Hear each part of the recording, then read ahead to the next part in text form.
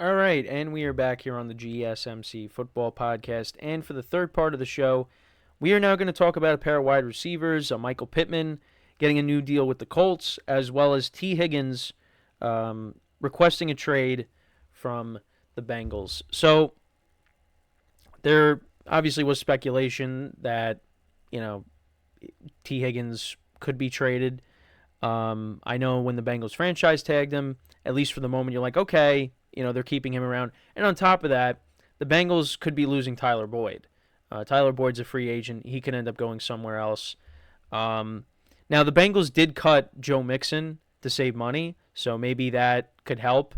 I think losing Tee Higgins would really hurt the Bengals. And on top of that, again, if you lose Tyler Boyd as well, you lose him, Tee Higgins, and you cut Joe Mixon. That's a lot of your offense, and like I said, you're not going to be able to keep everybody.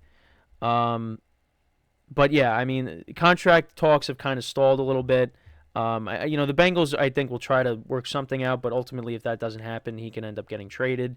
Again, would love to see, the Giants end up with him. That would be great because the Giants are desperate for wide receivers, but only one person can dream of that. But yeah, I mean, Tee Higgins, of course, dealt with some injuries last season. But when he's healthy, I mean, you see the talent. He's really good. So whoever ends up with him, if he does indeed get traded, you're getting a really good wide receiver. So I mean, again, that's another thing that we got to keep an eye on is, Tee Higgins ultimately, getting traded if that ends up happening. Does he play under the franchise tag for 2024? I mean, the way it's going, probably not, but we'll see. We'll see. But then you also have Michael Pittman. So he finalized a 3-year, $70 million contract with a max value of $71.5 million, including $46 million guaranteed with the Colts. The Colts used the franchise tag on him, and they were able to work out a long-term deal with him. He is in Colts history. He ranks among the top 6 in receptions, alongside legends like Marvin Harrison, Reggie Wayne, and T.Y. Hilton. Pittman recorded a career high in 109 catches for 1,152 yards, and he had 28.2% of the team's total targets. So yeah, and listen, they're going to be getting Anthony Richardson back. Now, obviously, Gardner Minshew's now with the Raiders, and Minshew did a nice job filling in for Richardson. So the Colts are hoping that Anthony Richardson can stay healthy in 2024. But yeah, the Colts couldn't afford to lose him. They still got guys on the team like they drafted Josh Downs and Alec Pierce. Losing Michael Pittman definitely, would hurt. And obviously, you're hoping to get a full year out of Jonathan Taylor as well. They did lose Zach Moss. And, like I said in the first segment, Zach Moss did a nice job, when Jonathan Taylor missed the first couple of games. So, but that was important for the Colts to keep him around, But, yeah, and then the other deal as well. So Gabe Davis, he ended up getting a deal with the Jaguars. So I think that kind of means that Calvin Ridley's probably gone. The Jags did want to bring him back, but then now it seems like he's probably not going to come back. So let me see if I could find that deal. It was like one of the first deals of the day. Oh yeah, here he is. So they signed Gabe Davis to a 3-year contract. He had 746 receiving yards and 7 touchdowns in 2023. After a career best 836 receiving yards and 7 touchdowns in 2022. But yeah, injuries kind of hurt him. So yeah, he's going to be basically Calvin Ridley's replacement.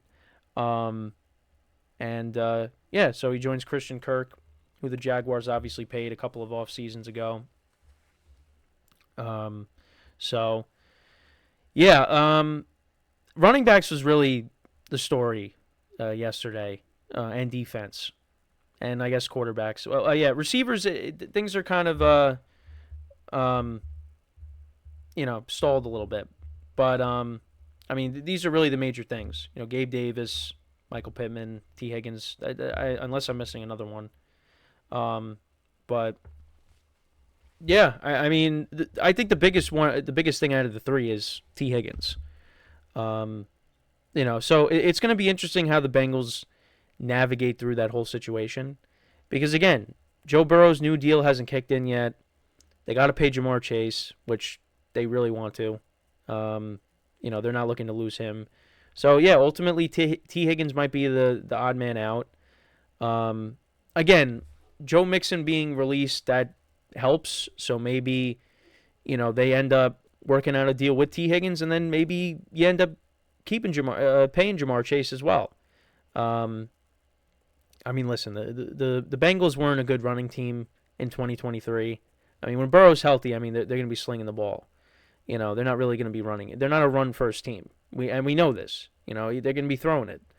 But yeah, I mean, I thought bringing Zach Moss in on a cheap deal, him coming off of a good year with the Colts.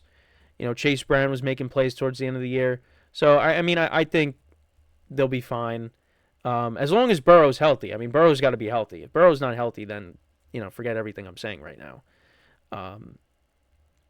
But you don't want to lose Tee Higgins, and if that ends up happening, it's it's going to be tough to replace him. But again, they have to pay Jamar Chase. Again, I mean, I would probably tell Tyler Boyd maybe you want to stick around because I mean I don't know what he's going to be commanding for. I don't know what kind of contract he's going to end up getting, but I think wherever he ends up, he's going to be productive. He's been a good wide receiver for the Bengals. So I'm curious to see if he does end up going somewhere else, or do the Bengals end up trying to get him back? But we'll see. And with the Bills now losing Gabe Davis, it looks like Khalil Shakir might be the guy that steps up, as that number 2 wide receiver. He definitely had some good games down the stretch for the Bills as they went on that playoff run, running the table basically. We'll see how Gabe Davis fits with Jacksonville. The Bills, I think they need to make another, maybe make a move for a wide receiver. I mean, we'll see what they end up doing. But and then the Colts. I mean, like I said, getting Pittman back, that was important. So, we'll again, that was only day one. It was only day one. So much happened. And again, it's great that we have, a lot to talk about because, I know since now, between the Super Bowl and now, there definitely were some tough days to come up with topics. But, we were able to navigate through it. And now we got so much to talk about for the next couple of weeks. And then not too long after that is the draft. So, and like I said, that was only day one. There was a ton of stuff happened, a ton of surprises. And, listen, Tee Higgins requesting a trade, he could end up getting traded. And Brandon Ayuk, we'll see what happens with him. Does he end up getting traded as well? Again, it's stuff we'll keep an eye on. But, a couple wide receivers did get paid. We still got to see where Calvin Ridley ends up. I'm curious to see. I know I saw. So I think the Patriots were a team to watch out for with him. The Panthers as well. So I mean, again, for fantasy purposes, that's something that I have him in one of my dynasty leagues. That's something I don't want to hear because the season the Panthers are coming off of, and the Patriots right now don't have a quarterback unless it's going to be Jacoby Brissett starting. They are going to probably draft one. I don't know. We'll see what happens. But he's probably, unless I'm missing somebody else, he's probably the biggest wide receiver that's out there, at least free agent wise. So, we'll just have to keep an eye on where he ends up. I think also the Titans as well. I think the Titans were also another team. I know the Patriots and the Panthers. I know I definitely remember seeing a tweet about those two teams, but the Titans could be another possibility. I don't know. I think there were 4 teams listed, and I think the Titans maybe were one of them. But I know the first two I said were definitely. But yeah, I mean, we'll keep an eye on what else has been going on. Again, it's nice to actually like say things are happening live. Well, even the only one that happened since I started doing the show was Mariota signing with the Commanders. But maybe something else will happen. Oh, something else did happen actually. Mike Gesicki signed a deal with was that the Bengals? I believe so. Let me go back to the NFL's because I have another account opened up on Instagram. Let's see. Mike Gesicki signed with he signed with the Bengals. Yeah, 1-year deal. Okay. That's not bad. I know they brought in Irv Smith Jr. From the Vikings, and he really didn't pan out. But bringing in Gesicki, who spent the previous year with the Patriots, I mean, I think that's an okay move for them. I think pairing him with Joe Burrow, I think they could do well together. So we'll see. We'll see. So that's another breaking move. Breaking news move. That's great. That's great. But that's more on the tight end side. But we could pair that in with receivers. I mean, they're both pass catchers. So yeah. I mean, there's no. I didn't see the specifics of the deal. It just says 1-year deal. So I'm assuming we'll find out the details shortly. But yeah, I mean that's pretty much it when talking about the wide receivers here. Let me know what you guys think. Does Tee Higgins ultimately end up getting traded? And if he does, where do you think would be a good fit for him? Michael Pittman, what do you guys think about the new deal with the Colts? What are your expectations for him and Anthony Richardson? What can they do together over the course of a full season together? I said together twice. Gabe Davis, how does he fit with the Jaguars? Let me know. But yeah, so we'll take our final break. And when we come back, I mean, got a lot of moves to talk about with defense. I mean, because there was a ton of guys on defense signing, trades that were made as well. I know I mentioned it before, the Giants getting Brian Burns, which, that gained some traction and it ended up happening. So, obviously the Giants did end up losing Saquon Barkley, but I don't know. I mean, they might be building something on the defensive side of the ball.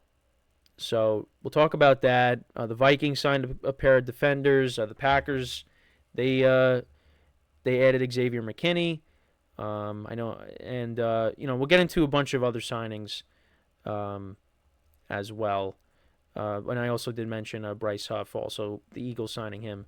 So yeah, ton of defensive signings that we will get into. I brought them up just now, but we'll go into more detail with them when we come back from our final break of the show. So with that being said, stick around, and we'll be right back here on the GSMC Football Podcast.